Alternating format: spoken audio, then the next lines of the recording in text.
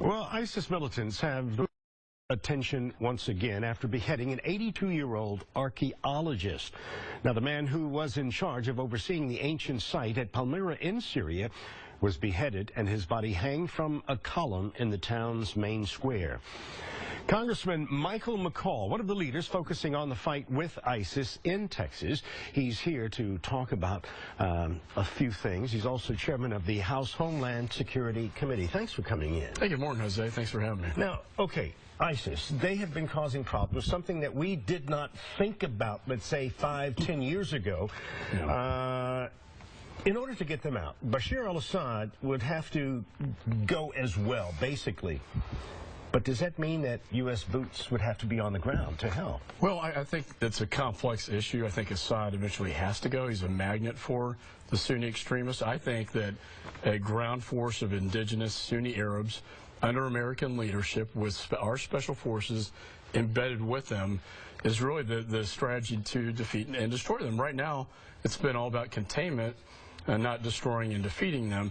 And I can tell you, Jose, as they do these horrific acts over there, and they build their forces over there, so too the threat to the homeland. We arrested 3 ISIS individuals in the United States last week.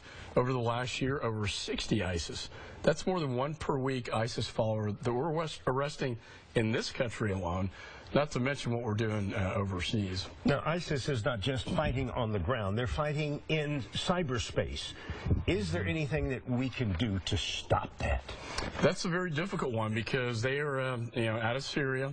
They're very savvy on social media, and they hit thousands of followers in the United States, over 200,000 tweets per day pertaining to ISIS, trying to activate followers to attack military installations, police officers. So it's a very difficult challenge. And then they go into what's called dark space, which is a platform they can go into that even if we have a court order, we cannot monitor these communications. So, Jose, if you can't see the communications, it's kind of hard to stop it. Can ISIS be defeated without boots on the ground? Well, when you say boots on the ground, whose boots are we talking about? I think it has to be under U.S. leadership, under a coalition of forces. It has to be with our special forces embedded with them.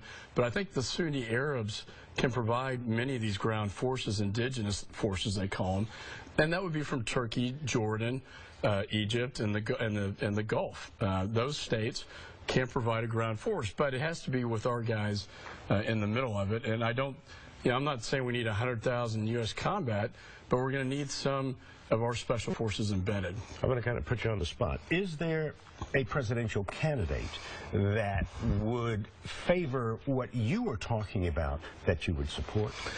I really haven't. I'm looking for someone like Churchill, Reagan type that can restore American greatness. I think the world's a lot more dangerous today than it was before this administration came into office, and that's the kind of leader I'm looking for.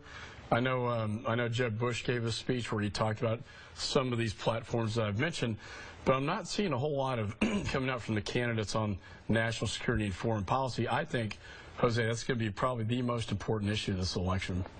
Congressman McCaul, thank you so very much for joining us here on Fox 26 Morning News. Thanks, Jose. Best of luck and stay safe, sir. Thank you. Good to see you now.